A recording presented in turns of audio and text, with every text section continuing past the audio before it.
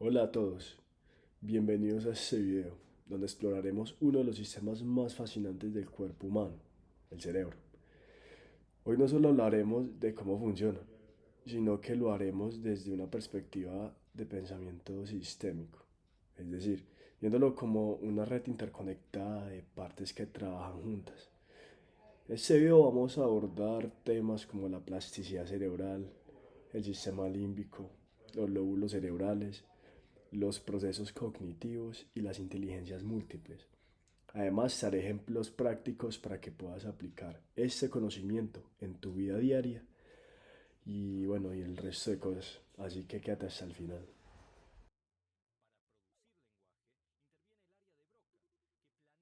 Empecemos por lo básico.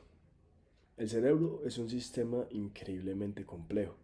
Se ha formado aproximadamente como por 86 mil millones de neuronas, células especializadas que se comunican entre sí a través de señales eléctricas y químicas. Estas neuronas no trabajan solas, obviamente, se agrupan en redes neuronales, que son como circuitos que permiten funciones como el aprendizaje, la memoria, la toma de decisiones y bueno, etcétera.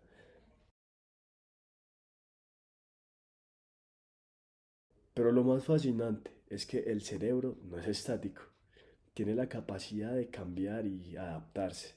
Eso es lo que llamamos, como mencioné al principio del video, en la plasticidad cerebral. Por ejemplo, si aprendes un nuevo idioma o tocas un instrumento, tu cerebro se reorganiza para fortalecer conexiones relacionadas con esas habilidades. Por ejemplo, si tú aprendes un nuevo idioma o tocas un instrumento, tu cerebro se reorganiza para fortalecer las conexiones relacionadas con esas habilidades. Esto es clave para la recuperación de lesiones cerebrales también, ya que el cerebro puede reprogramarse para compensar las áreas dañadas. Además, el cerebro no trabaja solo, está conectado con el resto del cuerpo y pues responde a factores externos como el entorno, las interacciones sociales y bueno.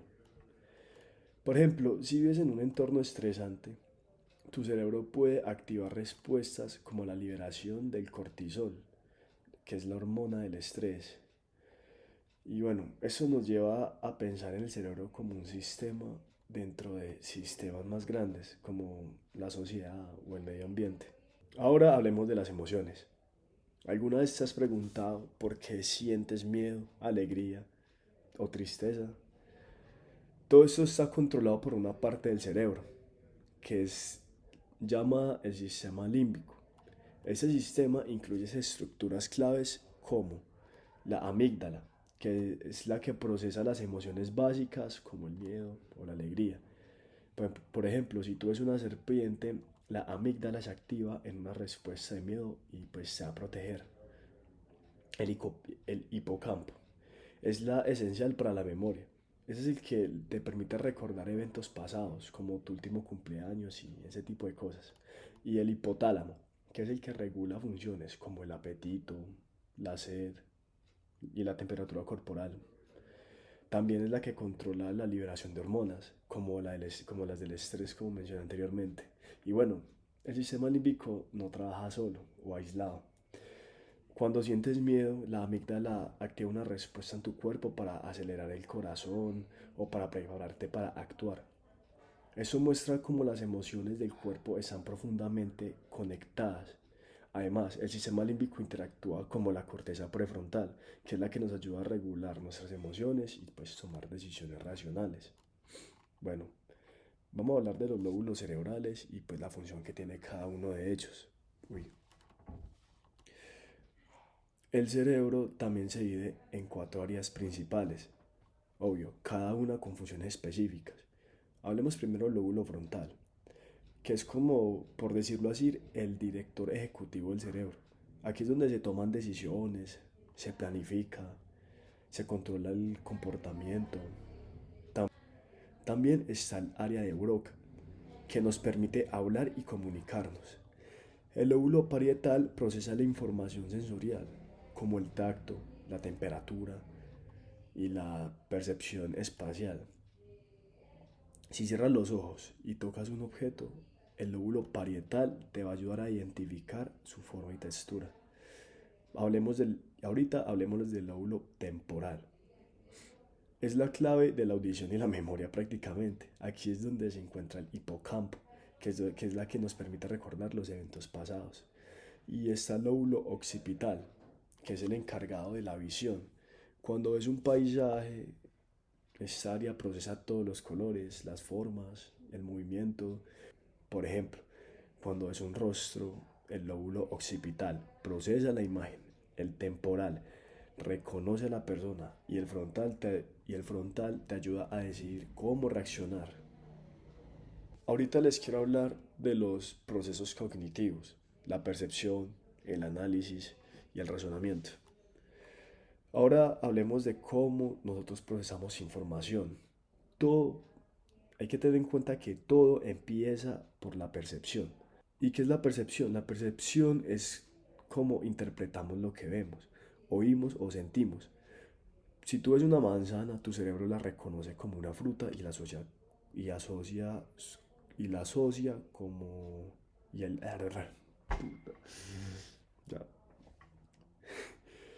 Por ejemplo, si es una manzana, tu cerebro la reconoce como una fruta, la asocia con su sabor y textura. Luego viene el análisis, que es donde descomponemos la información en partes más pequeñas.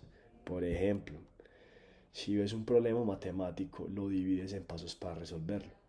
Este proceso implica tanto el enfoque reduccionista, que es el de ver las partes, como el enfoque sistémico, que es ver las relaciones entre las partes. Y bueno, finalmente, el razonamiento es el que nos permite llegar a conclusiones. Por ejemplo, si sabes que todos los mamíferos tienen pelo y que un perro es un mamífero, entonces tú deduces que un perro tiene pelo. Estos procesos están muy interconectados y pues la verdad son los que nos ayudan a entender y responder frente al mundo. Además, nuestras creencias y suposiciones pueden influir en cómo percibimos y analizamos la información que nos llega. Bueno, ahorita les quiero hablar de las inteligencias múltiples y los diferentes tipos de pensamiento que hay. A ver, ¿sabías que no todos pensamos de la misma manera? Y bueno, Howard Gardner, un psicólogo de Harvard, propuso la teoría de las inteligencias múltiples, que sugiere que hay 8 tipos de inteligencias y vamos a ver cada uno. Primero hablemos de la inteligencia lingüística verbal, digo. Es la habilidad de usar el lenguaje de manera efectiva. Por ejemplo, los escritores, los poetas, los oradores suelen destacar en esta inteligencia. Está la inteligencia lógico-matemática, que es la capacidad de resolver problemas numéricos, pensar de manera lógica. Y bueno, normalmente las personas que tienen más desarrollada esta inteligencia suelen ser científicos o matemáticos. Y bueno, deberían de tener esta inteligencia bastante desarrollada. Está la inteligencia musical, que es la capacidad de apreciar, crear y comprender la música. Por ejemplo, los músicos, obviamente, los compositores son un buen ejemplo de eso. Usted se da cuenta de que usted tiene esa inteligencia en el momento en el que usted está escuchando alguna canción, usted está normal, la está escuchando y usted nota el bajo, o usted nota que alguien se equivocó en cierta parte, como ahí desafinó, pero pues una persona que no tiene tan desarrollada esa inteligencia, no, pues no va a notar mucho eso. Esa es la inteligencia corporal o kinestética, que es la habilidad de usar el cuerpo de manera coordinada. Los deportistas, los bailarines o los cirujanos deben de tener esa inteligencia bien desarrollada. Obviamente ya saben por qué. Después está la inteligencia interpersonal, que es la capacidad que tenemos nosotros como seres humanos para entender y relacionarse con las demás personas. Un claro ejemplo de quién podría tener esta inteligencia bastante desarrollada serían los líderes o los maestros, los psicólogos, que suelen destacar en esto en especial. Después está la inteligencia intrapersonal, que en vez de relacionarse con el mundo externo es la habilidad para comprenderse a sí mismo. O sea, las personas con un gran autoconciencia y una buena capacidad de reflexión ante los problemas que suelen haber, suelen tener bastante desarrollada esta inteligencia.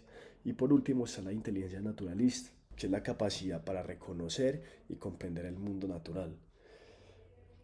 Los que pueden tener desarrolladas esta inteligencia son los biólogos, ecologistas, agricultores y bueno, eso nos demuestra que no hay solo una forma de ser inteligente. Cada persona tiene una combinación única de estas inteligencias, lo que nos hace diferentes y complementarios. Por ejemplo, un músico puede tener una inteligencia musical muy desarrollada, mientras un ingeniero puede destacar en la inteligencia lógico-matemática. Y bueno, entonces, ¿qué podemos aprender de todo esto?